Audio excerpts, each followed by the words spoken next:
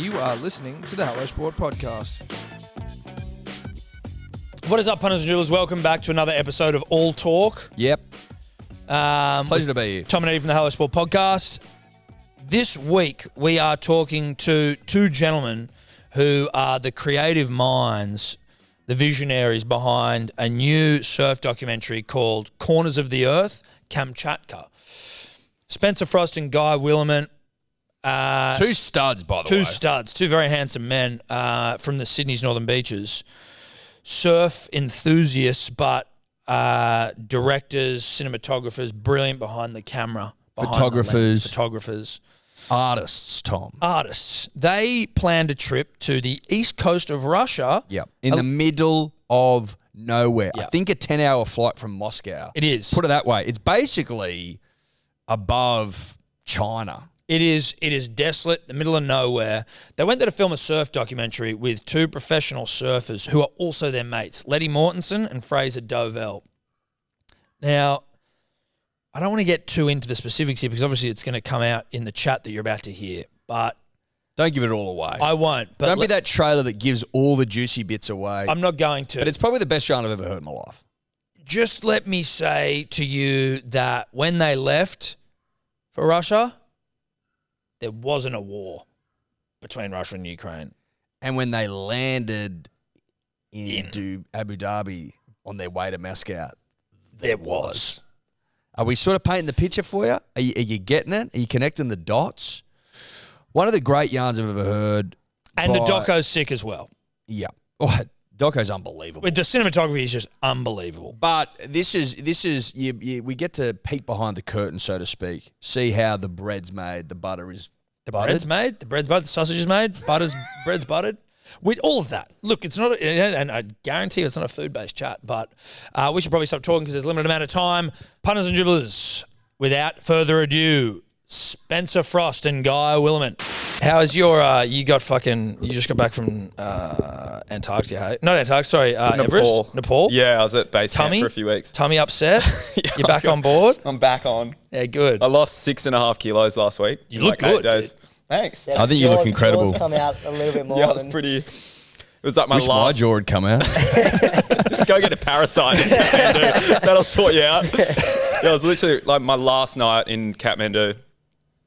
And I woke up at like 11 and just was like, oh my God. And just both ends on the bathroom floor. I was meant to be flying out the next morning, but I had to cancel my flight. And You were that sick? yeah, I was so cooked. Hectic. But made it back. Antibiotics did their thing. Good to go. So good to be home. What took you to base camp? I had a job with a climbing company up there. So we did like the trek in following like the climbers that are doing Everest. And then I kind of just hung around and followed them and shot some video and photos of them for like a few weeks up there. It was incredible. Like pretty wild place. Is it climbing season? Yeah, they're all about to summit over the next 1 or 2 weeks. So What's the mood like there? Are people nervous? Are they all frothy or what?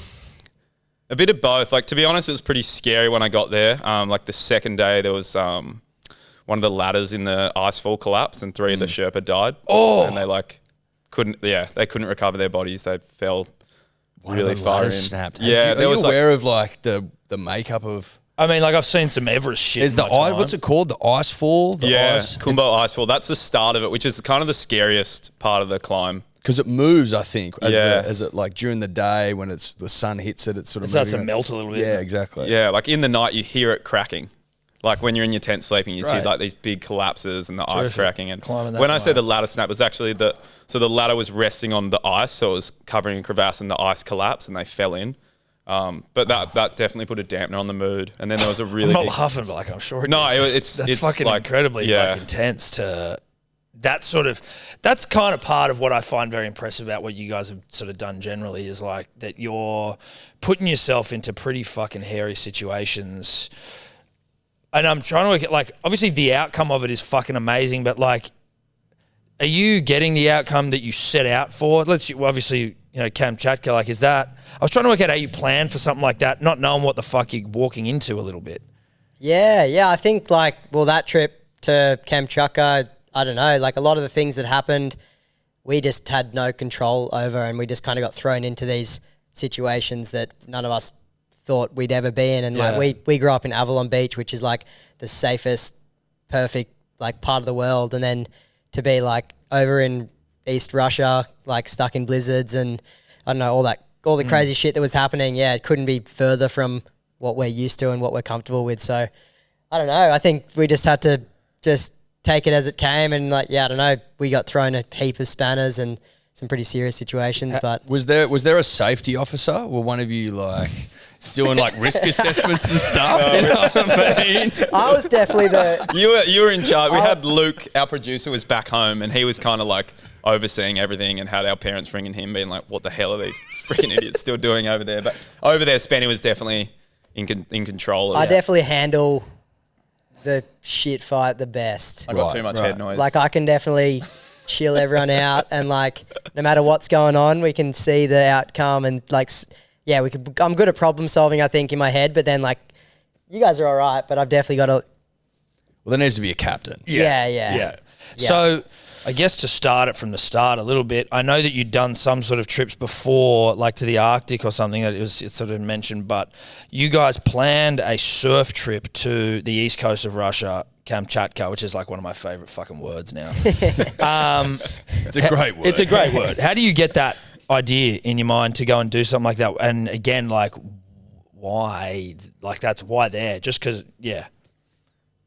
Yeah. We ask each other why as well. Like in 2019, me and Guy and Fraser, one of the surfers, went to Iceland on a surf trip, and it was just purely because we'd seen that there was waves up there, and then in this day and age, to surf somewhere without anyone being there, you have to go to these places that no one wants to go, basically. Yeah. So it's like freezing and miserable and cold, and there's good waves. So we made a film called A Corner of the Earth, and it did pretty well, and screened all over the world, won some awards. So off the back of that, we kind of were like, where else on this planet can you go that no one has been to surf, and that has waves that no one's discovered yet? And we kind of just looked on Google Maps and all around the globe, and Kamchatka, Russia was kind of on our radar, actually through a snowboarding film, because it's like really popular heliboarding and snowboarding up there. Okay. And we looked at swell maps, and it had big swell, and no one had been there in winter to make a surf film. So that was our little opportunity. So when you say look at Google Maps, it's a pretty big world, right? Like you can't. Are you just going? Like, how considered is that decision to look at a place that is seriously random on the map, like in the middle of nowhere, far east of Russia, sort of like on the border of the Pacific? And what's the sea up there? I can't pronounce it. I can't pronounce it either. It's Pacific. It's the Pacific and then the sea that goes over to Alaska above Japan. Google it. But so how do you, what motivates you to check swell maps for that part of the world? Yeah, had you heard whispers? We'd heard whispers. Heard whispers. Yeah, like Spence said, no one had been there in winter before, but 2 crews had been there in summer. One in like 99 and then early 2000, but they didn't really score waves. But the place, like the landscape looks insane. And like after going to the Arctic, we were kind of like, if we can find a mix of like epic mountain landscape and waves, like that's the dream combo for us. And then, we started looking at Kamchatka, and then it kind of like weren't super into it because it didn't look like they got much swell. And then we started looking, we went back to it and then saw in winter they do get pretty big swells, and like there's 2 or 3 days after the swells you get offshore winds, so like really clean, good waves. And then we kind of started looking at the coastline and noticing there was lots of like inlets and bays, which is kind of like what you want to find waves. And then Spenny sent a message to the local crew, like you sent like 20 messages, right? Just out to the random. I just like, first step of the whole project was like, is there waves? And is there anyone up there that can help us? Because there's no way you can go to somewhere that remote and foreign and not have support on the ground. So we've just got like one Russian friend up in Avalon actually, and she's just been absolutely amazing. And I wrote like an introduction message, like, my name's Spencer Frost, I'm a filmmaker from Australia. We'd love to go surfing in Kamchatka. Can anyone help? Like very simple, straightforward. She translated into Russian, and I just went on like an Instagram DMing spree and just sent it around to like anyone who I could find that had been up there or lived up there or at all. And then through those messages we got kind of 2 big wins, and one was a local surfer that lived up there, Anton? which is Anton. who you saw in the film. He's, the king. Dude, like the unintentional What a star man, of the fucking dude. movie. Yeah. Oh, the best. Incredible. And then Anton was the local surfer, so his knowledge was the surf world up there. And then Max, who owned like all the heliboarding and logistics basically in the area. So between having Max, who's going to get us around and get to the waves, and then Anton to tell us where to go, we kind of were set up for maybe success. Yeah, that was the first big win. Like getting a response from them, and they were so keen. Like Anton had been like, "It's my dream to come to Australia to surf, and to have you guys want to come here." It's like, just seemed so surreal for him. So he was frothing, and then we were kind of like, "All right, let's try and make it happen." Yeah. But then we got sent a quote of how much it might cost, and we're like, "Jesus Christ, okay, we're gonna need to raise some funds." Yeah, so I was going to ask how you did that, like, because obviously, you know, like 150 kilos of camera gear for starters, right? Like, getting everyone over there. Yeah, what was the fundraising process? Yeah, what was like $8,000 in excess? Yeah, I think that was kind of the first like bit of a speed bump we had because you're excited, you got this dream, and then when you look at the figures of how much it's going to cost, and over there, like they kind of told us that a lot of the coastline you can't access by road during winter. It has to be a helicopter. So we were like, okay, how much is that going to cost? And the helis there are these big Mi-8s that fit like 27 people in the back or something. Yeah, and they're beasts. Yeah, they're huge. They look like they're like beasts. a school bus. Yeah. And then obviously fuel for them is pretty exy. So Yeah, we got bet. sent a quote and we were like, oh my God, like how are we going to do this? But our producer Luke got on and we kind of all came together and like, look, we've got the case study from like the last trip that we did. We can show and pitch this to companies that it did quite well, and we kind of have an idea of what we're doing. But we kind of ended up just lying a lot and just being like, there's definitely waves there and we're going to score. And look at each other going, fuck, I hope we can pull this off. Yeah, promised the world, and we Yeah. we genuinely had no idea if we were actually going to find waves. Yeah, right. So yeah, it took a massive punt, but shout out to Project Blank was our wetsuit sponsor, and Yeah. they kind of came on as the lead sponsor. And yeah, from the start, we pitched them the idea, and they were just frothing. So that was like our first big win to go, you know what, we can actually maybe make this happen. As a surf brands pretty keen on stuff like this, like in terms of surfers generally seem like, you know, like frothing everything, like fucking that was the way it seems just generally, even with like Letty seemed like and he that, was like where it's just like coming fuck at it. every turn, which I love. It's such great energy. You know what I mean? That energy I feel like permeates surfing generally, right? Like, is it easy to get them fucking jacked up on ideas and shit? Get him Ewan? yeah, definitely. Like I reckon, Get 'em I Ewing. think just like the uncertainty of the whole thing. Like, it's pretty hard for a brand to throw good money at something when we just didn't know if we were going to pull it off. And it was we were going to Russia, so that was kind of the big kind of unknown. No one really knows about Russia, and it's just, I don't know. We've just grown up with this kind of stereotype of Russia and being like this foreign land and Villains in Bond movies. yeah. And I don't know. We just like definitely some brands were just like, yeah, we're on, and we didn't really have to convince them at all. And then there was definitely a lot that were just like, nah, that's not our fight. Yeah, we right. We can't support something that we don't know is going to be a sure thing. Or but yeah, the brands that did jump in, like they took a risk, and then I think now I've pretty much individually spoken to all of them, and they can't believe that we actually pulled it off. Love that. Yeah. No feel like- risk, no reward. Yeah, we spent a lot of time putting a treatment together too. Like as much as we're punters, like going into this, we knew we needed like a substantial amount of money. So we spent like a few months putting a director's treatment together to pitch it. Because you do get the surf frothers in there, like this is a sick idea, but then you've got the boss who's the guy that's like the business with the money. and they're kind of like, is this viable?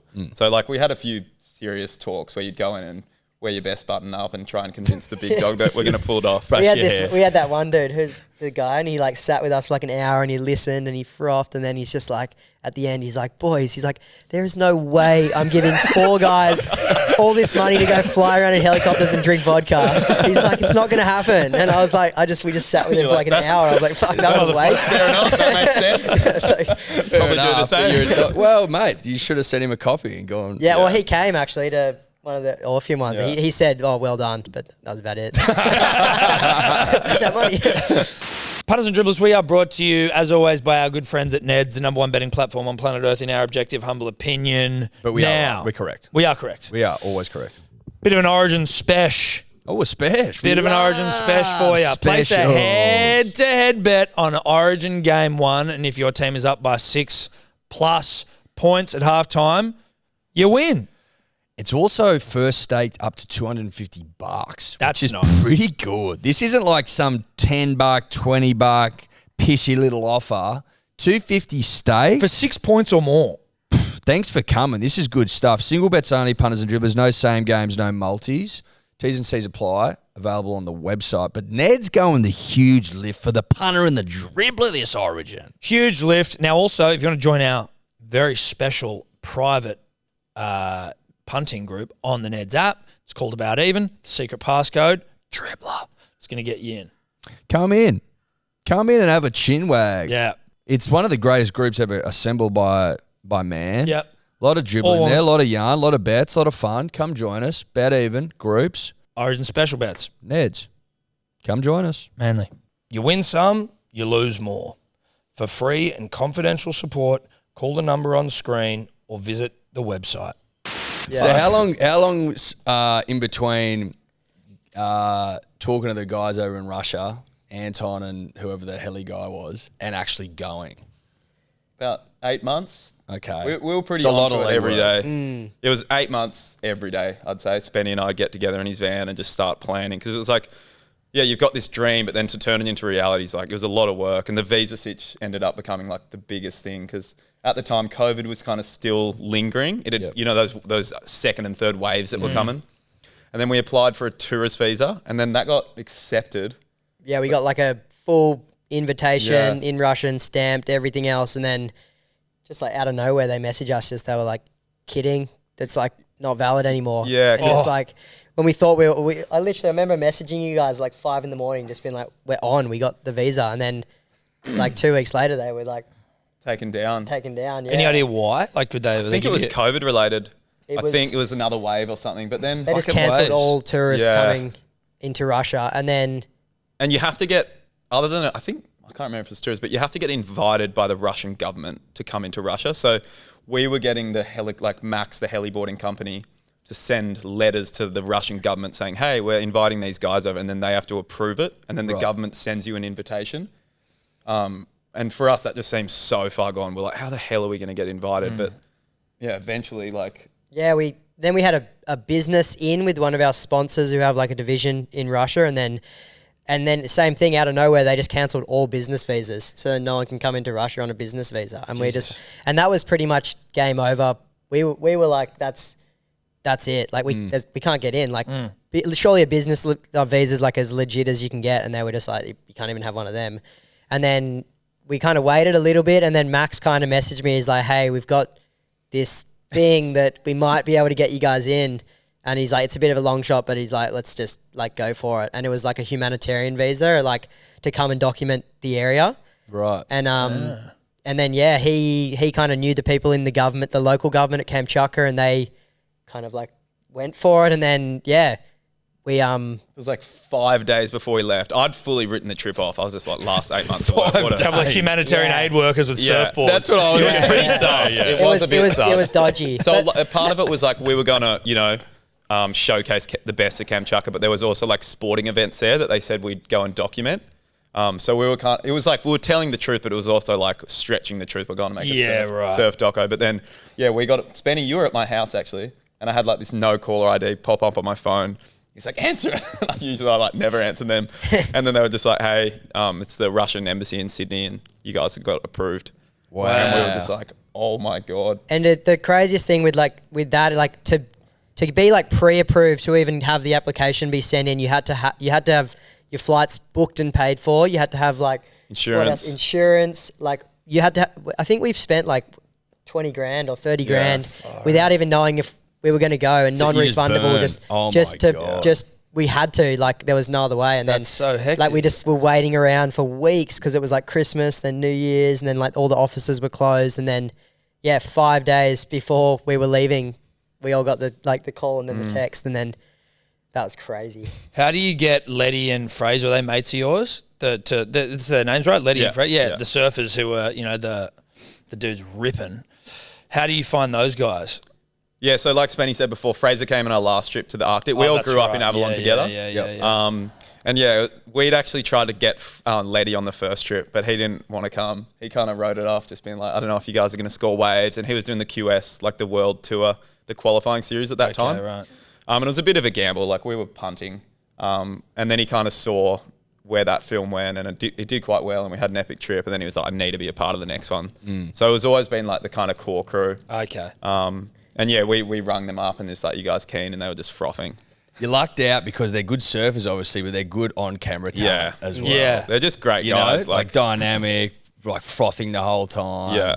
Funny. Speak well, funny. It was good. Few tears. We love that. But it's crazy that the four of us have grown up together. Like me and Guy have been best mates since we were like 12 or 13 or something. Like same with Letty and Fraser.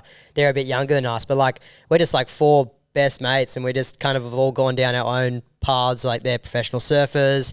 And I'm doing the filmmaking, obviously, guys doing photography, and then we've just combined forces, and we can just come up with these dream projects and travel together, and just it's kind of pretty crazy to think about, like just growing up being frothing grommets and just surfing at Avalon, and now we're like flying around the world on these projects. It's Has the success of this project opened doors for you guys to do more shit, or has it kind of already been open and you just got to like? It's all about kind of just making it happen yourself?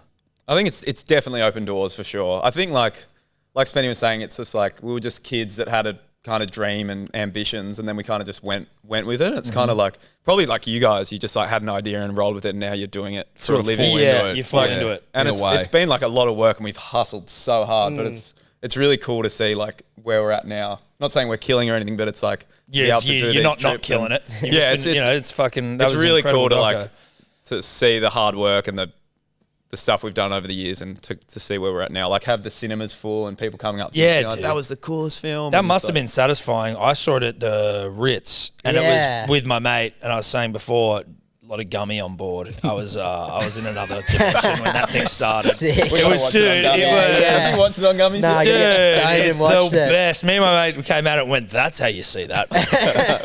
when Guy came in, I was fucking watching it again in here, just like, I want to just remind myself of what I saw. But like that opening scene when like the chopper and shit's flying around the mountain, and like the music, the sound design and soundtrack was hectic, but I was in my seat being like, oh, whoa. But it must have been super satisfying to see these cinemas just packed out. Yeah, it was cool. Like tomorrow night, we've got one at the Newport, which is like a pub up our way, and that's our 30th show this year. Wow. So we've done like shitloads, but like it's so cool to sit back and see, just share it. And I think like the coolest thing has been like going to all these places like Tasmania, and I've got a few mates down there and catching up with mates there, or like fly up to the Goldie and see mates there and share it with them. Like it's just been like such a cool process, and so many different stories coming out of the tour. Like there was this one lady, like she was like 70 and she walked into the wrong cinema, and she just like sat through the whole movie, and like she was meant to go to Avatar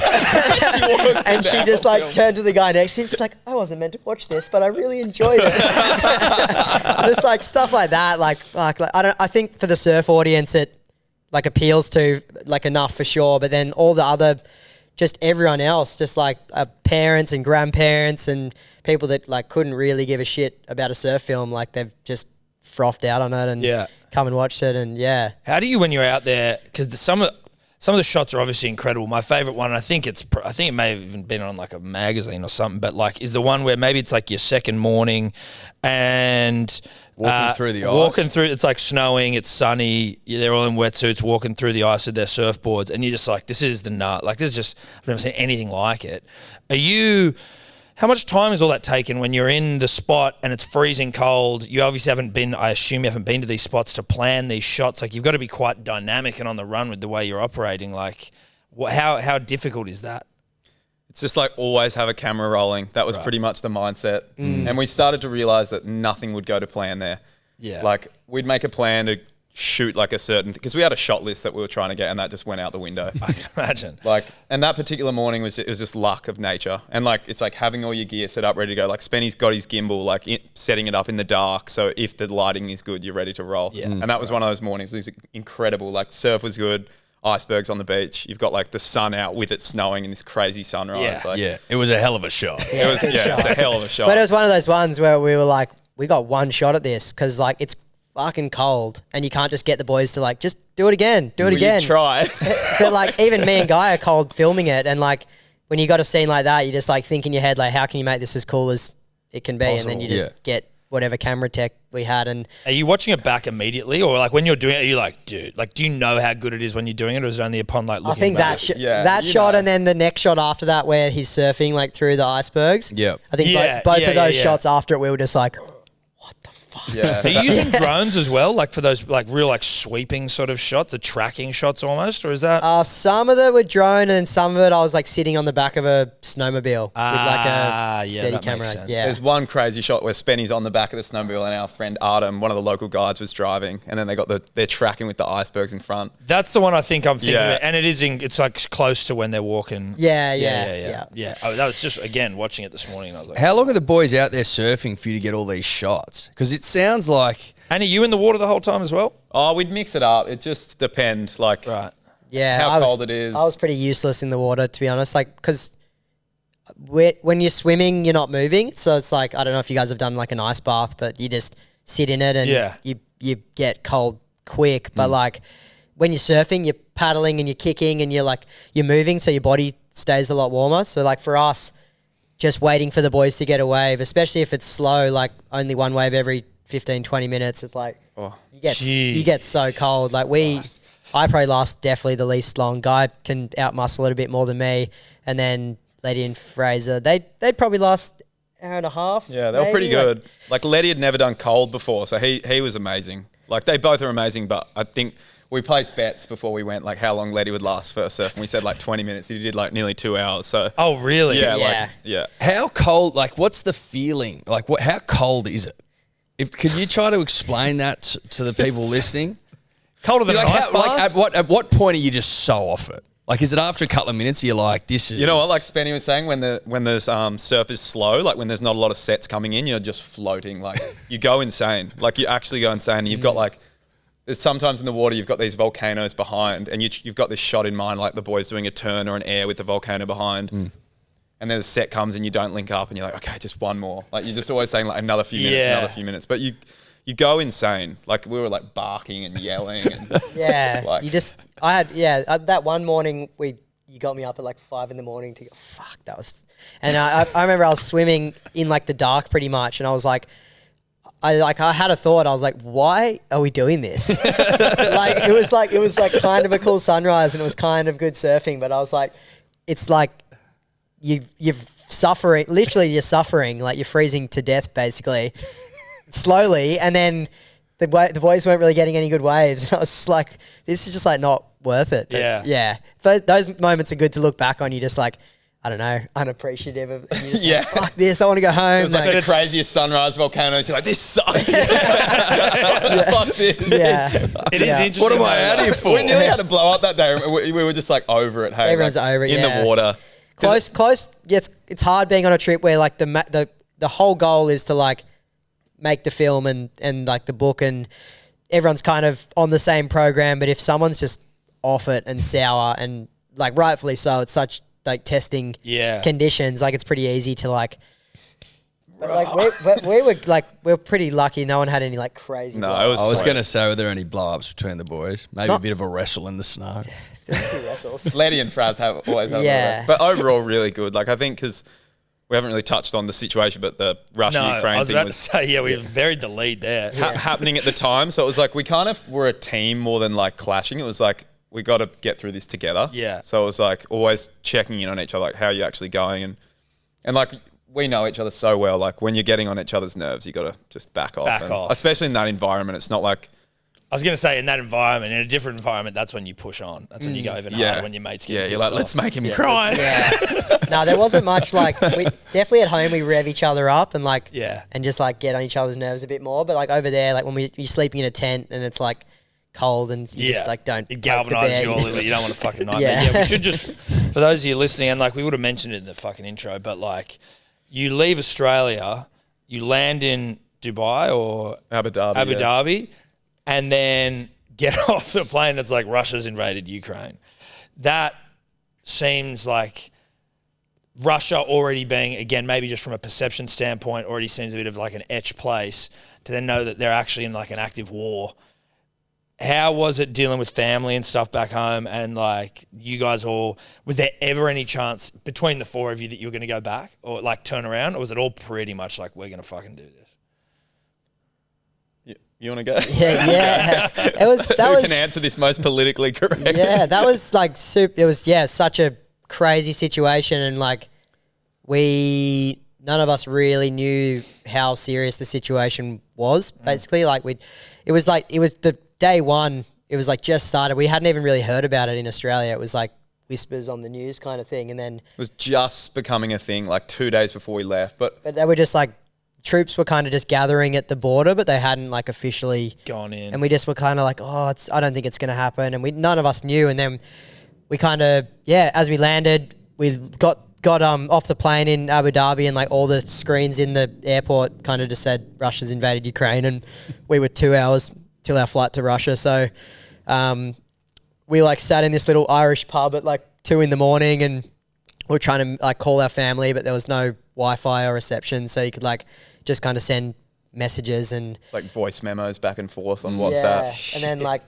Fraser's parents kind of just said, do not get on that next flight. And I think that was kind of the big, like, that was probably the hardest moment, because up until then, like, I think like your family was, I think my parents were just like, do whatever you want.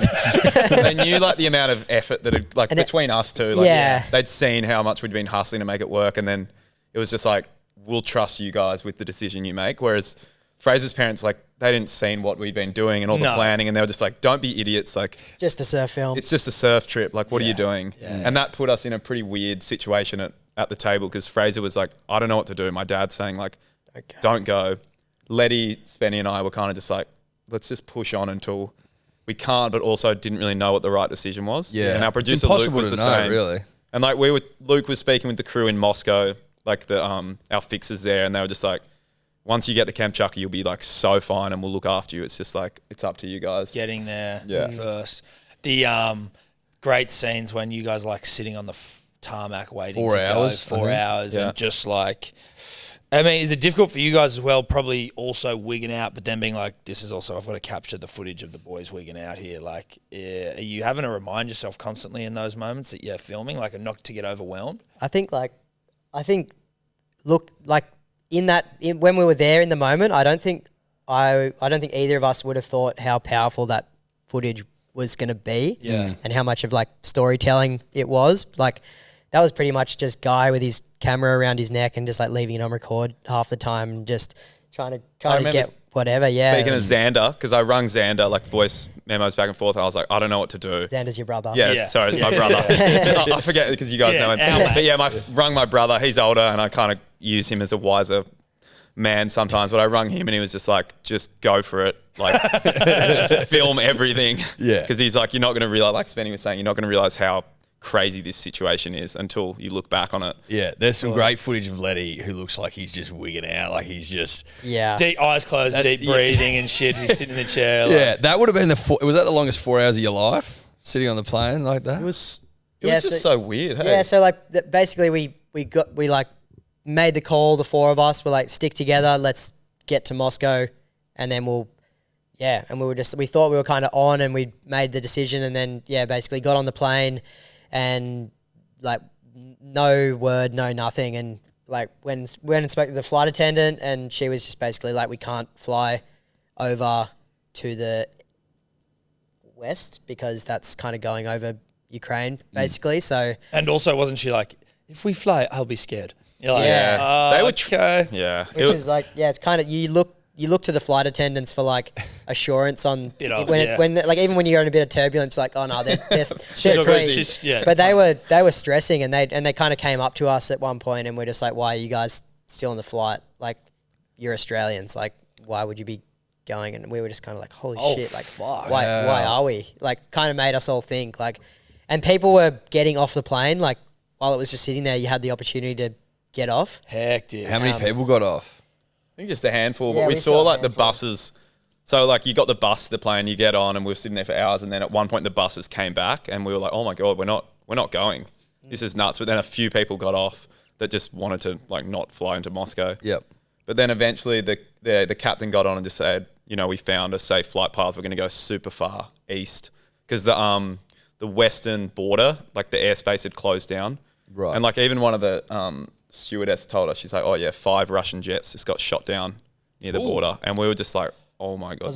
It was like that day when we were sitting on that plane, that was when it like everything popped Proper off kicked basically. Like that was like, I don't know, you probably no one really saw anything or it wasn't really documented, but I think it was very serious, that first initial kind of, yeah. And we just didn't know because it was like we didn't have Wi-Fi. Like we couldn't really communicate with people back home. We didn't realize like the severity of it all. And then when she told us that, we were just like, oh my God, like what are we doing? And then by that point, it was like too late to get off. And the captain's like, all right, we're going to fly. And it's just like, holy shit. Yeah. As soon as that plane took off, it was like, fuck, like it looks like we're going to Moscow. Yeah. The then, whole like- thing seemed like, when you're watching it, it's almost like just the whole thing is a dream. Like the whole scenario, how bizarre it all is. Fucking war kicks off as you're flying over there. But then in the actual place, it's so like rugged and like barren, and like there's how many volcanoes are around there? Like it seems like a dream-like place. Yeah. Like it was such a like emotional roller coaster getting over there, and then once we were in Kamchatka, like there was actually like even more of a stitch up in when we landed in Moscow. But maybe we'll double back on that because there are actually some pretty good stories. But we once we landed in Kamchatka, it was like 3 days of travel, like 60 hours or something of travel. It was like the most we've ever done anywhere in the world, and then just landing there and straight off the plane, just like seeing these big volcanoes right on the coastline and good waves. Like Anton, kind of, you see it in the film, Anton's like, let's go surfing. It's been stormy for 3 weeks and today's pretty fun. So You landed and just got straight in the water. like an hour from the airport, just went and surfed. May as well. We were literally I know. so cooked. Yeah. Hadn't been running on in, like 3 adrenaline. days. Like, thought we were going home. Then we were back on. Then all this shit's going on. And then just to get there and like have a fun surf, it was like pretty amazing. And I remember we got off the plane, like when we landed, the chick on the radio on the plane was like, yeah, it's minus 16 outside. And we were just like, oh my God. And then you see Anthony's like, let's go surfing. You're like, oh my God. Like, No, Anton. no, dude. Fucking But Run me a like- hot bar. That's what I would have been asking for. But I'm made of different stuff. It's probably worth doubling back though, because Yeah. when you landed in Russia, immigration didn't let in a handful of you, let in one of you. What was the situation? Yeah. there? So we landed in the plane, and then even at one point when we got off the plane and the stewardess came up to us, she's like, you guys all good? We're like, yeah. And she's like, there was 2 Russian jets that escorted us over the border when we were flying into Russia. And that was just Right like, next to the plane. Did you see them? No, we didn't see them. We didn't. Just got told. But it was just like, it was just such That's everything. pretty. Yeah, like it was like a dream, like not a good or bad. It was just like, what the fuck is going on? Like it was such a crazy day. And I think going into Russia, everyone had told us that, you know, border security is pretty full on and they'll question you and just, you know, there's nothing wrong you guys are doing. So just get your story straight and you'll be fine. And then, yeah, I'll let you tell. This is your favorite story to share. So. Yeah, this is good. And then, basically we had the pep talk from everyone, just like straight face, paperwork. You've got everything and you just hand it over, smile, and you come through basically. And I gave her my passport and then it like scanned it and it made like this weird kind of beepy sound that didn't sound good. And then I see Letty over in like another booth because it's like those metal booth things. Yeah. And I like look over and he's like kind of fumbling and then he gets let through. And I was like, what the fuck? And she's like, oh, like your passport's not connecting or something. And then Guy tried and then Guy's the same thing. It kind of beeped and then he like got denied, and then Fraser as well. And then we were all just like, what? Where's Letty? Like he got through, and then she basically she's like, I'm going to take your passports. She's like, I'll be back in 10 minutes. 10 minutes. And Go then wait in the corner. and she just like went MIA for like 2 hours, disappeared. And we're just like sitting in this little immigration area, like, And there was people getting like, so it was like a room. We're on these 3 chairs and there's people around us and people are getting sent home. Like people are getting deported. there's these around like, us. there's like kind of good cop, bad cop rooms that you get taken into, and people are either coming out and going through, or they're coming out and going and they're home. like, you hear them going like, you know, we got to get you on the next flight out, like blah, blah. And you're just like, oh my God, what the hell is going on? Yeah, it was crazy. And that was what, like 3 hours we sat there, just like no idea. Letty was in Russia on his own with like no Wi-Fi, and he borrowed like the stewardess's phone because she came through, and she was like, "Are you okay? You okay?" And he was like, "Yeah, why?" And she's just like, "You should be more stressed." Your friends are not getting in. And he was just like, "Oh shit!" Like, yeah, it was pretty wild. And then this like bald, staunch, scary Russian immigration guy just like, he's like, "Australians," or something. He's like, "You three."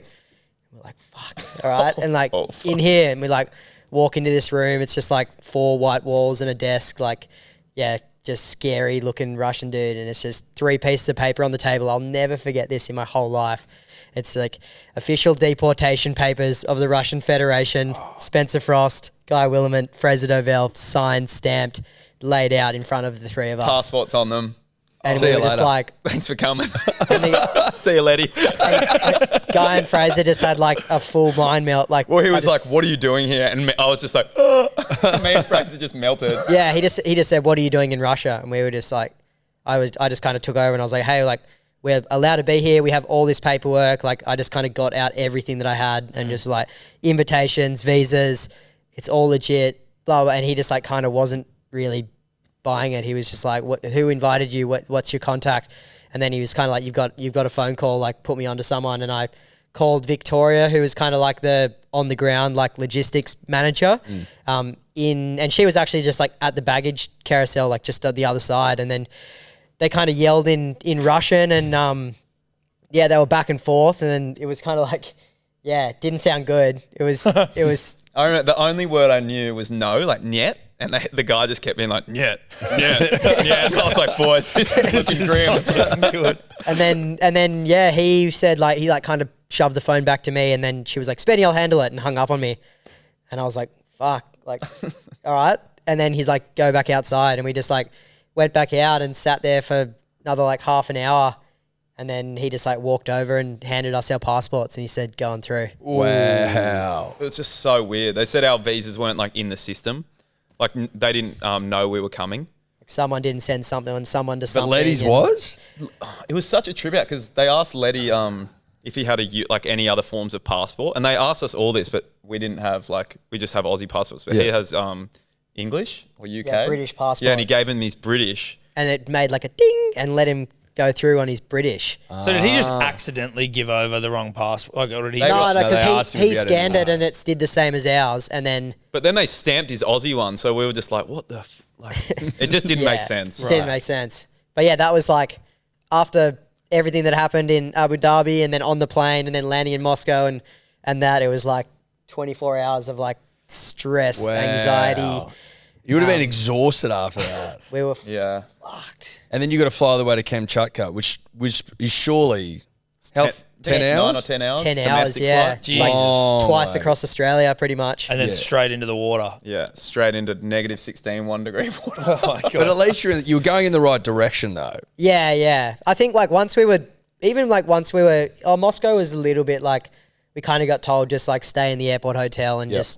just like lay low. Like you're there, like it's all happening. And then we basically slept for like 6 hours and like all of us just crashed. Like we were in this like shittest little airport hotel and we just like all passed out, woke up in the morning, went to like the domestic airport, which is kind of down the road. And then, yeah, got on the flight for 10 hours and flew across Siberia, like craziest landscape like ever basically and landed and we were there. And like as soon as we landed, it was like on. Yeah. Like we were We're pumped. good now, Like, like, we're good. and, We're safe. Like we've got the right people there. They're going to look after us. And like now we got to get to work. And how long was it you were there for total?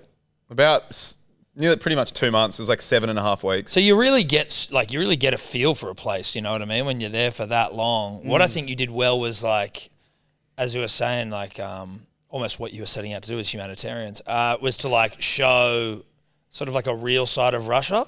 Yeah. Did that feel like something that you? Well, was it a bit of a culture shock for you even generally, like in terms of what you expected? I think, Yeah, kind of like what we spoke about before. It's funny, like in all the movies, you know, the Russian is the villain and the bad guy. And I think when we went there, and the first person we meet is Anton, who's like you guys saw in the film, like the biggest frother ever. He just felt like one of the boys straight away, and we're making raps in the car on the way to the surf. Full sicko, just doing sending us weirdest memes and stuff. He spoke English as well. Which But if you were to show me a person, it was when we were with the screening, the first shot of him on screen, everyone laughs. It's that's what a Russian surfer looks like. Yeah, totally. That's what a full shred or die. Is that what he was saying? Shred or die. Yeah. But I think that just challenged that stereotype straight off the bat. Yeah. Everyone we met was just incredible, and then really they looked after us. Max also, he knew the situation and he knew we were stressed, and he understood that there was some fear on our side of whether we stay or leave. And he came up to us one day and just look, your safety is the top of our interest right now, and we're going to look after you. And if the border's closed, we'll get you home. So just know that. So that was made us feel heaps better, because you're getting messages from home just being what are you guys doing? Time to wrap it up. Let's get you back. And we're there. And it was pretty wild. Yeah, it was wild because we had to register with the Australian government that we were traveling to Russia, when we were allowed to travel, basically. And then since we were registered, every day we were getting emails from DFAT, which is Department of Foreign Affairs. Yeah, being are you still in Russia?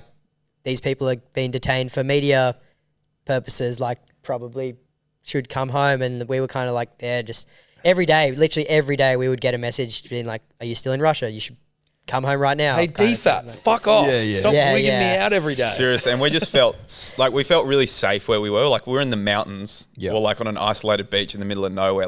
Nothing was going to happen to us. It was just whether we got trapped there if the borders closed. Because there was a time when I think Abu Dhabi and Dubai threatened to close off to Russia. Yep. And that was when Luke, our producer, was okay, the next few days we need to be, you guys might need to pack your bags and be ready to go. So there was a few days there, and it was hard with Fraser's, family in a way, because they were definitely the most conservative and concerned, rightfully so. Yeah.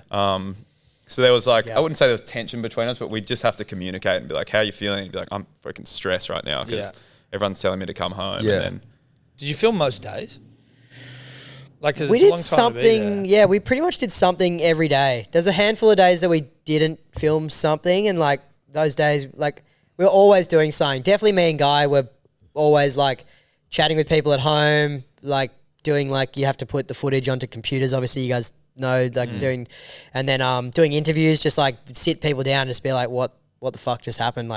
When cool stuff happened, we'd just make sure we got everyone's recount of that, and I don't know, there was always something to do. Really didn't feel like we had much kind of downtime. No, it was just because we knew we had a story, and I guess you're trying to connect the dots of what you need to fill in, naturally, but also just being aware of what shots we need to get still. And that was really hard, because there was times, I think, spoke about it before, we had a shot list before we went, and then you go there and it's getting the boys running into the chopper. Yeah. And we did a lot of chopper rides, and only once were we allowed to film it, because the time schedule there, the pilots land and they're get in, because they're on such a tight time schedule with weather too. So it was and it was frustrating sometimes, because you're paying a lot of money to do these trips and you're not even getting to document it. So it's trying to find this balance of telling a story and then being in the moment and actually doing it. But why couldn't you film all the time?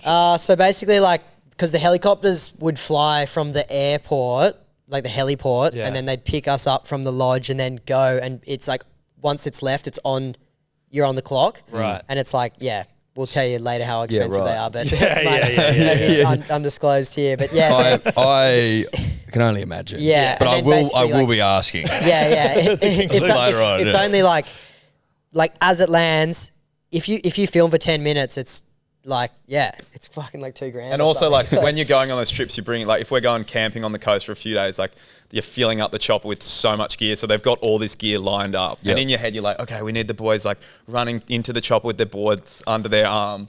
And they're just boys, we can't do that. It's landed. We've got to fill it up with all the camping gear. And then we're going out of here. Yeah, right. You're fuck, we kind of need these shots. Yeah, it was crazy. I think we just scraped by. You probably watch the film and you're fuck, you guys did sick. You got heaps of good stuff. But we were even with 3 days left, we're we have not got enough to tell this story kind of thing. Really? Right. Hustling. You're just trying to get those connection shots. Yeah, right. Just those shots. Begging, just be can we please Yeah, right. That would have, I imagine that would have been very stressful, being we got to get As filmmakers, like we got to get out of here soon, and we haven't got all the stuff. And I think that's the thing. Like the pilots don't give a fuck about a surf movie. Yeah. Their job is to get you from A to B in the shortest amount of time. Yeah. In this, like, usually it's a short weather window because you're in the mountains and there's a lot of storms and stuff. Yeah, right. So it's like, but like we got there in the end, it was just like times where you hadn't got the shot yet, and you're just like, oh my god. And Sorry, you go. Yeah, we definitely blew the budget probably like 2 weeks earlier than we should have. Right. So we were kind of like out of budget and heli time, and we like hadn't got what we needed with the helicopters. So then we had to like call home and just be like, can we please have some more money? So we had to like take some money out of like the editing budget to like get us like one more trip, and then we kind of like got all the shots we needed on like the last. Yeah, nice. Are you piecing it together while you're over there so that you know what you're missing, or like how does that work in terms of? I know, and obviously I'm not a fucking filmmaker. I'd come back and be like, that fucking shot by the wave, I forgot it. Had some of that. Yeah. I think you're trying your best to piece it together, but it's also like when you're doing these run and gun docos, it's like kind of what happens in front of you is the story. Yeah, Like okay. you can have a rough idea, but it wasn't till really we got home. Like we had a rough understanding of what the story would be. It's not until you kind of see everything and you can piece it more together. At its core, it's a surf documentary, obviously, right? Where do those waves sort of stack up in the surf community? Like, do people see, there's that left, that sort of slabby left, is that the right term? Do people see that Sounds stuff? like it to me, Eddie. That is the perfect term, mate. Full Well done. surf lingo. Slabby left. Slabby left. Slabby left? I think do like, people see that in froth? I Like, think is like that? the surf world, I think Russia is known, like people have been to Russia to surf, and like, and people know that there's waves in Russia, but the expectation and like what people think was in Russia and what they've seen, like that wave was like, I don't know, 10 times better than anyone has ever seen any waves in Russia kind of Right. thing. So I think just like, it just kind of blew anyone's expectations of waves in Russia like totally out of the park, including our own. Like we had no idea, even when we were pitching to the sponsors, like the dream session was that first day when we got there. Straight off the plane, we pretty much ticked off like as good of a waves we thought we were going to get on the whole trip. Yep. Like that was the peak of what we'd seen pretty much. Yeah, before. Like the Before. previous Before two Nova. trips, like Yeah. people that had like little fun beach breaks. Yeah, and in our heads, like if we can get that, we'll make it like epic. And like we're just all about the story. And then, and then just as we saw those swells kind of pop up, we like, you see in the film, we took the punt and booked the helicopter, and Anton and Max both kind of said the weather's too gnarly and the swell's too big for like anywhere that they know of to surf. But we were kind of just like, we've traveled between the four of us, we've traveled all around the world filming and surfing, and we kind of know when the waves are going to be good. If it's like a massive swell with offshore winds, it means that there's good waves. And that's what popped up on the swell charts. And we just kind of went against everyone saying, you're going to waste your money. And we just like, we had to go and check, because if we didn't, we'd just be sitting at the lodge and what could have been. And we just kind of booked the helicopter and threw everything in. And we found it like looking out they took off the door so the boys could like be strapped in, looking out the side of the helicopter, and they just spotted this kind of crazy left-hander that kind of looked like a wave in Indonesia or Tahiti or something like that, and but just cold and snow all over the mountains and a kilometre out to sea. And I think that was the moment where like pretty much the whole project kind of came together. It was Was there a heap of U's in the fucking? Was it Ewan? Was it Ewan in the fucking helicopter? couple of Ewans going down, I reckon.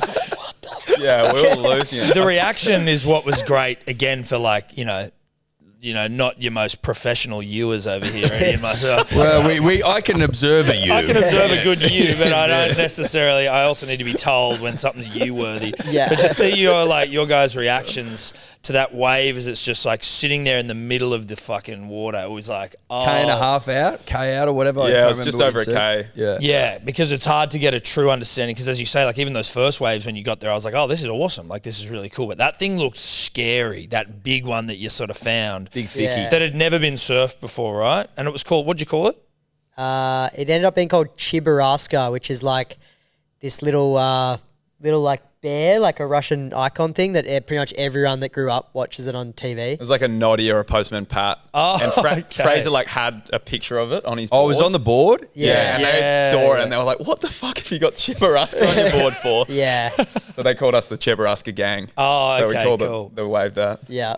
I was interested to know, like, about the boys when they went out there on that wave and surfing generally, right? Like, how much of the success that they had on the wave, or like just is time on it, like, or was it about the actual conditions that we like? This is just a fucking hectic, difficult wave to surf, or is it about like you probably need to on a brand new wave, virgin wave, if I can be so. Yeah, the Virgin Wave. But like, I how think much is like, it to dictate how good you're going to go on it? like that session, they kind of had a like blow. They just didn't surf. Like they gave it a crack, but they got smashed, as you Yes. saw. Like they probably made 2 waves. Like making a wave is where you stand up and then still standing up at the end of the wave. Yes. And they fell a lot and they got like smashed. And then to surf a wave that big and that heavy in water that cold, it's like just like such another level of like just the wipeouts are so much more violent and gnarly. And yeah, I think they did pretty good, but they definitely like didn't kind of nail it basically. And yeah. Which absolutely ridiculous though. 'Cause well, it's- how exactly. big Yeah, was it? I don't Like want 8 it to foot? sound like I'm 6 foot, shitting on them for not Nah, fucking it's staying up. I'm like, it was in the sounded middle like of it. Come on, mate. Just be. Go easy on us. No, I think rightfully so. Like what you're saying is completely correct. Like usually if you found a wave that had never been surfed, like usually you're not going to be in minus 15, 1 degree water. You'd have time to watch it and figure out where you need to sit. But like Yeah, you don't right. have that luxury there because usually you got 1 to 2 hours max of surfing time. And when you're a kilometre out, it's like, 20, 25 minute paddle out there, back in again. So you got an hour to surf it. And like they're fully taking a punt. Yes. And like you Unbelievable. saw, like, Because what was under the surface? A rock? yeah, right. Well, they didn't even know, but yeah. That's You See, can that's, kinda- that's absurd. Yeah. like in for the all middle we of know, nowhere. it could have been like I don't know, razor sharp, but we just Fuck it. try it and yeah. And that's why where Fraser comes in, because he just gets this like mongrel. He's just got that mongrel in him. Right. Yeah. Letty doesn't really have that, but when he's with Fraser, he kind of has to push it. Right. Because Fraser's just like, let's go, let's do it. We were going to fly away, and Fraser's like, there's no way we're leaving this wave, just because we didn't know whether it was going to be good or not. So Right. he just pushes it, and he got his first wave out there. He got barreled and he came out, which was just like insane. Yeah. To just like go over the edge on one of them and pull in and come out. We were just like, it was unbelievable. And then was that the same?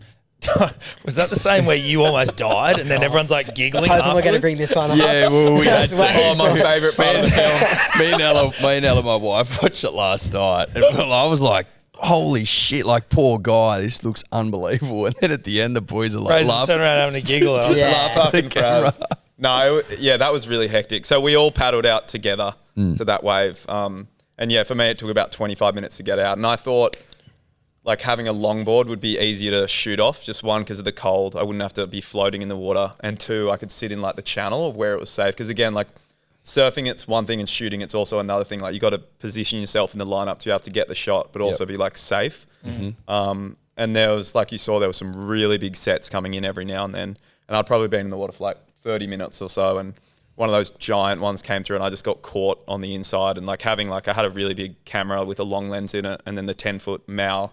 So that landed on me and it's just like, yeah, once you go under the water there, it's like, 1 degree. It's like dunking in an ice bath, but you can't get out. And then I got dragged for, a few hundred meters into this rocky kind of outcrop and my leg rope got caught on a rock and I was panicking. Like I was going into that, panic mode. And I think when you're out there and you don't have that quick like escape route, like that's when I started freaking out. Yeah. And then eventually I made it back out to the boys and I was like completely cooked and really cold and just like my body was starting to shut down and then having another like 30-minute paddle in against the current. Oh, jeez. And the boys had kind of left me because they didn't really know how much I was struggling. And then they were pretty much on the shore and Letty looked back and I was still like 500 meters out to sea and he came back. He's like, what are you fucking doing? And I literally got like tears coming down my face. It's like, oh, are you okay, dude? And I was like, no. Like, it's like really fucked. And then just cooked. I was just, I just never been so like out of energy before. Yeah. Like we've both been in some pretty wild conditions in the water, but usually, I don't know. I wasn't able to find that like calming, just breathe, like everything's going to be okay. Like I was like, fuck, I don't know if I'm going to be okay. Like have I got hypothermia? I'm cramping up. Like too cold. Were you able to hold on to your camera and everything? Yeah, Like I had my camera and it was just a shit show. And then I got to shore and just started crying, and Spenny's got the camera in my face. Yeah. Well, but you had to get I know, it was one of those moments where I was like, yeah, as Guy was saying, like he's probably swam in some of the more dangerous surf in the world, basically. So he's not a pussy. But then he's like just backing you up, dude. To see him like in that state, I was like, holy shit, he must have got smashed because he's been smashed 20 times over and come up like smiling and laughing. So I just kind of had the moment of like checking if he's all right, or just got to film it. So had the camera on the hip and I just like left it recording, and I think try and get it more jacked up. Yeah, dude, you almost died. Yeah, I saw you underwater for like 5 minutes. I think that was a good part of the film because it like we found the wave and it was all like, whoa, that's crazy, and then it kind of brought everything back to reality of like it's pretty serious, and it's like really dangerous, and then to flip back on that, we took the piss out of Guy and had Fraser laughing at him. Yeah. Well, it was nice though, because it did show that it was risky out there. It wasn't without risk, because sometimes when you're watching from the comfort of your bed, you can be mistaken for thinking it's not as dangerous as like it is. Surfing, nice music, bit of fun, and then you're like, ooh. And then it was Anton, I think, put it into context where he's like, I was yelling at Guy like, there's a wave coming. Then you got pumped. He goes, then I didn't see him for 30 minutes. Yeah, that's like my favourite bit of the film. His recount of that. So funny. Yeah. So funny. Man. So funny. Yeah, because he was out there with us. So he came out to he didn't catch any waves, but he was just sitting like out to sea because he'd never seen anything like that before. Right, Yeah. so he just wanted to check it out. He just checked it out. And after he was just like, I don't know, he was like mind blown. Like, because he just lives at the beach and he kind of just, what we were saying, he's only really seen like waves like that first day. Yep. And then to be out there and it's like A wild slab. that big and like heavy onto like pretty much dry reef, and he's looking straight into the barrel at like, yeah. Is he blown away by, I mean, I guess he's got access to internet so he can see what crazy shit surfers are doing, but like, was he taken aback by what the boys were getting into, like, and what you guys were doing? Like, was it hard for him to even comprehend what was going on? I think yes and no. I think he was just so stoked that we'd come to Kamchatka. Yeah. Like the two groups that had been there before, he would have been way younger, but he'd seen professional surfers before. But I think like he'd never seen surfers in big waves in real life. So that was like, mind blowing for him, like Spenny said. But I think just being with like Letty and Fraser and hanging out with them, and like they gave him a board at the end, and like he's actually quite a good longboarder. Like we didn't know till the end of the trip because he was on the shortboard a lot, and we were like, he can surf. But then like the last few days he got on the longboard, we're like, oh, this dude shreds. But to think that he taught himself like in that part of the world, like just to get in the cold water and just start like ripping. It's insane. Like he said when he was like 14, he saw In God's Hands, this like old school Hollywood surf movie. Yeah. And then he just said he became obsessed with becoming like a surfer. And then 10 years later, he got his hands on a surfboard and went to the local beach in winter, had a 7mm diving wetsuit, and just said he like caught a wave lying down with his hands on the rail in the whitewash, and was just like, oh my God, this is my thing. I found it. Is a 7mm diving wetsuit enough? Or was he out there? Yeah, that's like thick, but it's like you can't really move in it. It's like Michelin Man, like just like stuck. Yeah. Right. But yeah, like for like us growing up on the northern beaches of Sydney, like there's so many surfers, and like, I don't know, you can just watch someone surf, and then you go surfing, you kind of just like try and mimic. It's like anything really, like so much like outside influence to kind of, I don't know, to make you better at your chosen sport or whatever you're doing. And we're lucky we had that, and we've got so many mentors, but he was just like the only one up there and the only one that went in the ocean up there. And like, it's so for like years. It's like going to Mars or something. Yeah. Like, There's like something, there's an element to his part of the story that was like so beautiful and so like,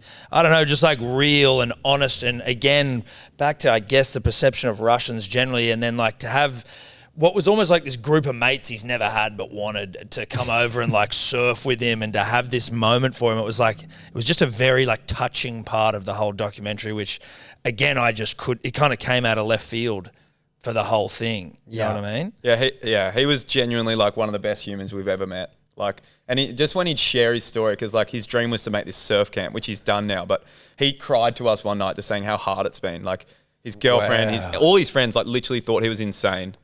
like, it'd be like you guys being like, I'm going to make a podcast. I'm Yeah, going to do it for yeah. a living. And everyone's like, yeah, cool, man. Like, good luck. Like, and then just be like, this guy's a tripper. But now he's done that. And I think he like, looking back on his journey, he's just like, man, like everyone doubted me. And now I've got you guys here and we're doing this film. And like, we shot, I think one of the second nights at the Orpheum, we had like 800 people there watching the film. And at the end, the whole crowd was just chanting like, Anton. And we sent him this video and he was like, literally like. Couldn't believe it. Yeah, it's just like, this is the best day of my that. life. So just like, I think for his journey to like see where it's at now, it's just so special. How do we surf camps operate over there? What's the sort of the go? Yeah, it's just so we went in winter, so it was like frozen and snow everywhere. But in summer, it's not actually too bad. So he just gets people from like tourists from all over Russia that want to come to Kamchatka, and it's a pretty like well-known tourist destination within Russia. Yep. Just because it's like the volcanoes, and they've got like massive bears in summer that heaps of people come and like look at the bears and Browns or polars? Or blacks? Browns. big browns. Yeah. Browns. So you saw these? We didn't see any, thankfully. They were hibernating, they were all weren't hibernating. Yeah, sorry. And I'm not. Yeah. I'm just getting my phone up here for time. Yeah, I'm yeah. not sending text messages in case it's a Just at the end of the trip, they were starting to wake up when we were there, but we didn't see any, thankfully, on those camping trips. Yeah. What wildlife did you see? Like, is there much getting around there?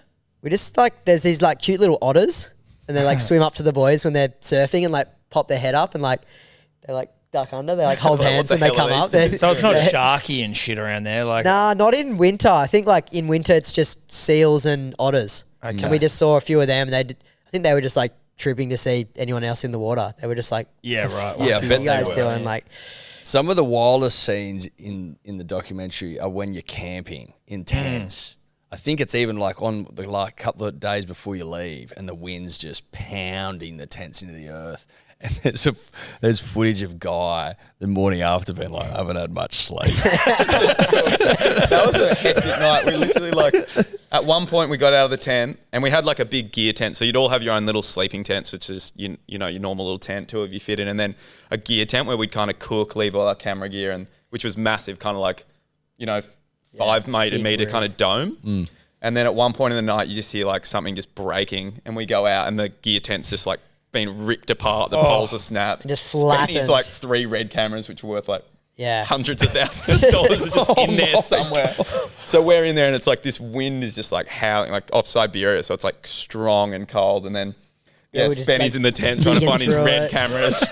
I got the camera and then getting blown over. And then like we saw Anton, like we like found Anton in the rubble. Under the tent. And he was like, I lost my passport. And I was like, why did you bring your passport camping? And he's like, I've never been cold before. And he's like shivering. And we were kind of like, is he looking for his passport? Yeah, we were just finding like people in the rubble, and like it was so funny. it was like funny, but we're also like, is this safe? Like, Yeah. we just got How no hairy idea. is this Like, situation? Yeah, Yeah. we're just like we were kind of just like looking at them, and like Anton's like, I'm cold, and like laughing, and we're like, it's all right. Yeah, we should laugh too. Yeah, but it's like I didn't really know. Like I was like, we're lucky. Like our sleeping tents were fine, and they were just like kind of rattling all night. But like that one was just like destroyed. Was there any other hair? Like, I mean, that whiteout on the snowmobiles looked like that was as hairy as I've. Like, was that as hairy as it got? Was there anything else? Like, that just seemed like one where you were like, how far in front of your face can you see in that situation? I don't know, the Hello To Sports you, sign. to you guys, yeah. That Not was far. like, I feel like if we were without guides, we'd be dead for sure. But it's Right. like, again, we were constantly punting, but we always had like people that knew what they were doing with us. So, but that day it was really fucking cold. Yeah, I think I had like thermals, shirt, down, jumper, something else, and then that big I had like 6 layers, and I was shivering through that many clothes. Like it was crazy how cold that was.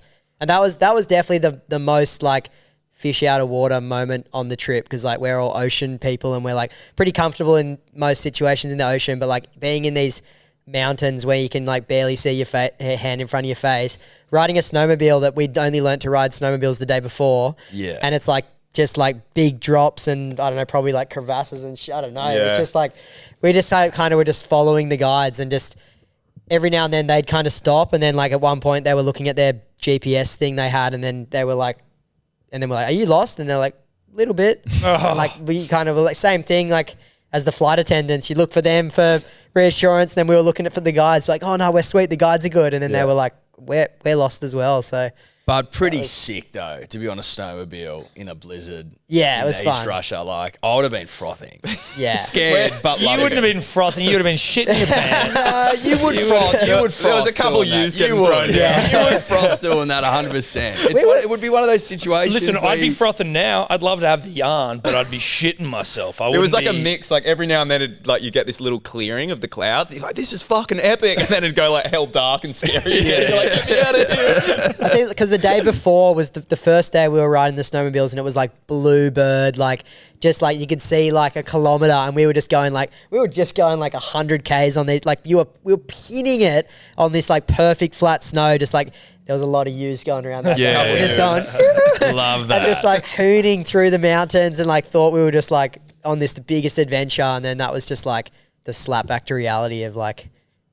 And that's what it's like up there. It's just like nature is just so boss. Like you think you're killing it, you're in the zone, and then it just like comes in and just takes you, humbles you The weather just changes super quick. so over there, right? quickly. Yeah, Like quick. I think that night the weather just came and you go outside and you can't see a few meters in front of you, and we're trying to go to the beach. And you're just like, all right, Crazy. classic surf trip. I tell you what, it was beautifully shot. The whole thing, like incredible. How long were you in charge basically of most of the cinematography? Or were you sharing the load?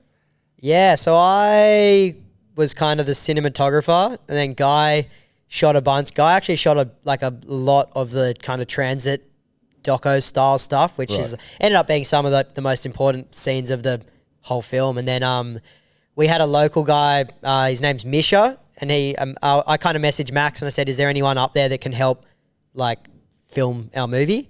And he said, oh, this guy Misha, and we just had like zero expectations. Like, I don't know, I just assumed that someone on like the east coast of Russia would have no idea what they're doing, and he was just like a weapon. Like Really? I handed him like a red camera, which is like a pretty technical thing to use, and he just like set it all up and like had it ready to go, and like I'd give him a drone and he'd fly a drone. Like he would just be like happy to do. You can't even whatever, get someone and, very like, qualified in No. Sydney. No, I know. Like, East Coast Yeah. of For Russia. Spenny to have like a right hand man in the action moments was like insane because it just double angles everything. Yeah. You know? Yeah. Especially there because like we were saying, it's like so hard to get shots. Yeah. So like if Spenny was swimming, then Misha would be on the beach set up on a tripod or vice versa. So it was just like Yeah, because there was a few times in the movie where I'm like, who the fuck's filming right now? Because I'd sort of, Yeah. where it's like, Yeah. well, like there was a dude standing, there was a great shot of the guy standing on top of the car, Yeah, like that was- the yeah. car on the, and The then with the beach? guy, on the Yeah. beach. That was one where I was like, who's that guy? I don't remember that jacket. Yeah. So that was that Yeah. that was your mate? That was Max. Oh, that was Max. Yeah. Okay, Yeah, there he you came go. to the beach one day just to take photos. Some of the cars as well, they're getting around. There was some, like, it looked like something out of a world where it's like dystopian almost, like, let's just put some massive tyres on this Pajero. And what is Yeah. that like Corolla on the beach with like Yeah. the wheels were bigger than us. Yeah, yeah. We're literally in the Dude. middle of nowhere. And you see this like Corolla that's like 3 Yeah. meters high, just driving on Yeah. this That little snow Mars covered rover beach. thing. it was wild. Does it make you, does things like Anton just being like just this lovable Russian who can surf and speak English, and then you get another filmmaker there that can man a camera who just pops up out of nowhere on the east coast of Russia, and then getting led into Russia and nothing going wrong and finding this like sick wave that you would be mistaken for thinking was out of like Chopa or something. Does all that stuff, if you put it together, feel like it was meant to be in a weird sort of way?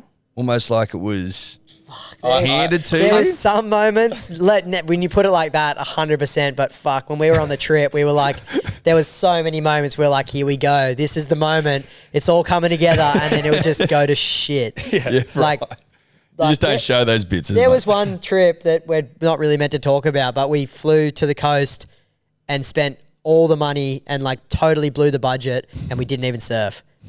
And we just like had to answer back to everyone at home that was funding our really? project to be like, because we promised, we were like, this is going to be This is the swell. one, and it's going to be on. And then we just like, we didn't even, I think the boys got in the water for like 10 minutes. And that's the then- thing there, like we got in the heli, we had all the camping gear, we're meant to be going there for 3 days, swell's looking epic, weather's looking a bit iffy. We set up camp, we get dropped to the coastline, set up camp, sleep the night, and then in the morning we get a satellite phone call just from the pilot saying, hey, the weather's gotten really bad, we've got to come get you. And that's, you've spent a shitload of money. And we were going to be there for 3 days for this swell. And they were like, get packed down in an hour. We're going to be there, get back. Because it was like, I think that storm was like a lot worse than the storm we got caught in the tents. It would have been like pretty dangerous for us being out there. Right. Yeah, and the boys got in the water for like 10 minutes and they were like, "Hey, we got to wrap it up." And was the swell good? Like, the waves good? Oh, I don't know. I think everything just changed, and it wasn't good the day then they surfed, but I think it was going to be that arvo and the next day, maybe even the next day after. But they're basically like, you have to go. But again, you're just like, what are we doing here? Like, we've joked about we could go to Indo for like 3 months with the money we spent on that helicopter trip. Yeah, just that 10-minute surf. Like, it was crazy. Like, yeah, like definitely a lot of moments where we thought the universe was not on our side. But then the project as a whole, for sure, like we had, so many wins, and we're so lucky. Did you have any nights out there? Like, you didn't seem to document that side of it. I mean, which is, We did, but We had 2 nights we drunk. The one they showed like our last film at this pub in Kamchatka in the town, which was so sick. We had like 80 people rock up and just like frothing, and we had like news reporters interviewing us and stuff, which was nuts. And then they just bought us just, I don't know, different flavored vodka shots. Ripped for like in. 60 I hours. love that. It was probably like, that was like 6 weeks in, and we were like all pretty rinsed, and we'd kind of got a few big wins. So then I think in our heads we were just like, fuck it. Let's give us a rip. And Let's we're just go, like, Let's go, Ewan. doing vodka shots. Like, I like threw up in the car park. Like, Letty was hooking up with some Russian girl. Like, in The Hangover at the end when they do the in the credits and they do the camera roll of like what's on the, it was literally like that. We woke up in the morning and Fraser brought his camera out. He just had This like, we were in the etchest like hotel. Like, we all woke up like.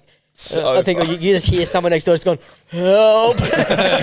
Yeah, that was a like vodka hangovers are next level. deadly. That was gnarly. But yeah, I'm happy we just like, and everyone was there, like Anton and all the like everyone was there just celebrating. We just like, they wanted to party, so we were just like, why not? Like, we didn't buy a drink that night. Yeah, So it was just, do what the Russians do and drink vodka. You got to. You had to. Yeah. You can't go to Russia and not have a big rip. Oh, no. You feel rude if like, even what was that night? We're at at the lodge, and there was another crew there, a Russian crew, and like the first day we got there, they'd heard that there was 4 Russian Aussie surfers in town, and they were on a heliboarding trip, and they brought us heliboarding 2 days in a row, just with their time. Oh, They were just like, "Hey, we're going in the chopper. You guys come and jump in with us. There's no surf." So we spent 2 days heliboarding with this crew, and then they just got us loose one night at the lodge. Hey, Yeah. but it was epic. It was so nice meeting them, and again, it just challenged what we like the perception we had of these people. Like, they were just so nice. And then like they had a 3rd day heliboarding, but then they kind of came up to us in the morning and they were like, hey, like, is there any chance like you guys can come in the helicopter with us and take us surfing? And we were just like, fucking oath, like, let's do it. Like, because they already had booked out the helicopter. So we I don't know where the big foamies came from, but I think Anton's surf camp, like Anton brought these big foamy longboards and these these 4 Russian dudes that they could have gone and snowboarded down these volcanoes, but they just wanted to come surf with us. So we flew to this like random, like this remote coast, like just like this beachy basically, and then we all just like took them surfing for the day, and then flew back to the lodge, and after that they were just like shouting us vodka. And like, Are you filming all that? Are you filming even all that sort of stuff? We filmed a lot of it. A lot of it kind of just didn't really like. I thought it was awesome experiences, but it just didn't really tie into the story. To the whole thing. There's a lot of stuff that we got that we were kind of like, it's awesome, but it's How long does the editing process take for something like that? It took us like 8 months. 8 months. Yeah, pretty much like every day. Like, we were working in a studio in Redfern. Heaps. Like, a lot. And I mean, I'm just trying to, like, 8 months. In 4 months, are you halfway edited, or is it something where it's like you can just power through certain bits really quickly, and then there are bits where you get stuck on where you're like, what the fuck are we doing now, or like, where are we taking it, or is it not that sort of stop-starty? Yeah, it kind of. So we were working with an editor, Lucas Vasquez is his name. He's like an amazing editor, probably like way overqualified for helping us on this, but he just jumped on because he loved the project. And and then he had an assistant editor as well. So between me, Lucas, and her, we were basically 3 of us editing it at once, because you can all share a project. And then Guy was in there with me, like overseeing a lot of the stuff. And I would like be editing a surf section because I kind of know surfing, and then he'd be like putting together that transit scene, and we'd all just be we'd kind of run wild for like a few days, and then we'd all like regroup and then press play and watch it, and then Right. But there was some times where we just ripped through so much, and we thought we'd getting like so many wins, and then other times we just like we're so stuck. Like, how are we gonna shape this into a story? And like, but yeah, it all worked out in the end. But definitely some bits took ages. Where do you still keep in touch with Anton? You do, eh? Yeah. Yeah. Probably once a week we get in touch. Really? We've got a group chat. So Oh, I just love sending that. it. He's just the best. Yeah, we've Yeah. had a few FaceTimes with him and like let him know after every screening. We just let him know everyone just loves him. And Did he love the movie? we don't even know if he's seen it yet. Yeah, I don't even know if really? he's seen it. Like, they've got it, but I don't even know. Yeah. Unless I he know hates it and he just He just hasn't seen it. He's just like, oh, yeah. But Max, It's all right. Max watched it, and then Max has now got us like a Russian distributor, so they're doing a tour through Russia of the film, Wow. Oh, that's cool. which would be pretty cool. Yeah, they've kind of just like, Any world where you go back over there for the tour, or you're like, I thought there was like no chance we'd be allowed, and then I found out the other day we were allowed to just get on a plane right now and go Oh, really? if you have the right visa. Really? But I don't know. another humanitarian visa. Yeah. We'll be right. Would you think about releasing it like a dubbed version in Russian? They You get asked, some- they You get asked. some like hot, Yeah. gruff Russian accents. I'd be like a real, Yeah, I'd to be a me, real you go. cool guy. I need a good voice. I Yeah, can't, yeah. Like Russian yeah, I voice. can't have a shit voice. No, you Stitch did up one of the boys with a really weird voice. Letty, real high, like, really high, like Yeah. like a eunuch voice. Yeah, yeah, it'll be interesting to see how it gets received over there. Yeah. yeah. Because like we've had a few people from Kamchatka that have like rocked up to screenings, and they're so grateful for how like Really? they love how they're presented in it. I guess I think it was at a time where the world turned against Russia, and we just documented what was in front of us. It's not like we were trying to be like Russians are good people. It's just they were good people that we were with. So I think they see it and they're really like grateful that like we're not like fuck Russia, like kind of like the world did at that Yeah, time. yeah, So- yeah. It's sinister music every time a Russian Yeah. comes on the screen. Ugh. Yeah. Where are you? You're taking it around the world, aren't you? Are you going to some? Were you saying it to me or something that you're going to do screenings in around the world, or did I make that up? Yeah, so Oz is pretty rinsed, but we said that I thought it was done, and then like we went to Bolter Brewery on the Gold Coast, and there was like 350 people. So we're just like, I'm kind of wanting it to slow up, but not complaining. It sounds like I am. But then we're going to New Zealand in July, and then we're going to America in September, and then UK in October, October. November. And then there's like German tour, France tour, Russia tour booked in with other people that are running it. Can I ask from like a commercial standpoint? Obviously, you don't have to tell me anything specific, but like, is this part of like, are you making money on this tour sort of thing, or is this like a? I'm trying to work out like, do you sell the movie to someone and they distribute it, or is touring the movie sort of the commercial end of it? So we've got a distributor on. It's like Garage. That's Madman Films owned. I don't know if you know them, and they kind of shop it around, and then we do the tour. So there's income from that, and then at the end of the day, if you get like a streaming deal with like a Netflix or a Stan, that's kind of like the big cherry on top. Yep. But yeah, we'll see. A lot of them have the film, like they have a screener link, and we haven't heard anything. So we'll. They probably haven't watched it. Yeah. No, there's no way. Must no. be You good. sent the right link. Anton hasn't seen it either. Yeah. Did you give him the right password? Yeah. to log in. But what's next, boys?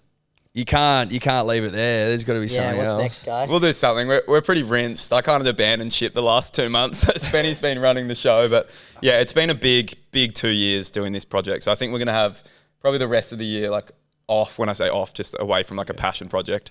And then next year we'll start planning the next one. But yeah, I think somewhere cold again. People seem to enjoy us. You love the cold, mate. so- Going to Nepal. Or is it warm there at the moment? What's going on? I don't know. I think like Spenny said at the start, it's like if you're trying to find waves that have never been discovered before, you kind of do have to go to like the corners of the earth now in a way and find these like cold landscapes where it's like you are going to suffer to find it. Yeah. But like when you do score there, it just makes it so epic. So yeah, there's a few places we got our eye on. It's just whether we have the mental capacity to do another To go and do project it. like do that. And would you take Letty and Fraser again? Is that like the crew now? Like, you sort of... And Yeah, Anton. and We've got to bring Anton. And Anton. Anton. Yeah. Fuck yeah, dude. He's coming on the next Yeah. one. Yeah, that'd be sick. Yeah, I think Letty and Fraz will come for sure, and then Anton would be sick. I don't know. It depends where we go, but I'd love to bring a goofy footer, which means like they stand the other way. I'm goofy footed. Yeah, Oh, you know hey. the lingo. Yeah, I'm goofy. And then You like the cold? well, listen, it was more back in my skateboarding. yeah, There weren't many days to those days. It was about a month. I think somewhere cold, and we've got some ideas cooking, but we're I bet you Yeah, do. yeah, you don't know. You don't have to release it. Yeah, go down south maybe. Yeah, we've had a couple Google Map sessions. Yeah. yeah A few little bays and inlets that we got our eye far, on, so- far south. Yeah, I like that. That's cool. Well, boys, it's been great to hear about the whole adventure. It's an incredible documentary. If people want to watch it, is there a way they can, just as like a dribbler on the street, or is there somewhere they go to view it? Yeah, we are still kind of touring it around. So the website's cornersoftheearth.com.au if you want to come to a screening. And then I reckon later in the year, probably October, it'll be on like Apple TV and everywhere Hectic. else to rent it and buy it. And that I would where you can encourage to buy go your to the book? screening. As Yeah, well. books on the website too, so you can grab that. I've only there. seen a couple of frames, like teaser frames, but it's got me frothing. Have we got one for the boys? Got one for the We got one boys. for the boys. Fucking Do hell. ya? That's Yeah. a Oh, good gift for the lads. Yeah, I we should've should had have- we I need should've a had it coffee right table here. book. I was going to buy one. No, Oh, no. nah. We're big fans of you guys, so thanks for having us Hey, on the Yeah, mate, show. pumped to thank have you us very on. much. Yeah. Thank you very much. Well, we can't wait to see you do next, but good luck with it all, and I can't wait to flick through the book, maybe over another gummy. Well done, boys. Thanks We'll for coming join you on. up there. Thanks, lads. Thanks for having us. boys. Could you two just not talk anymore?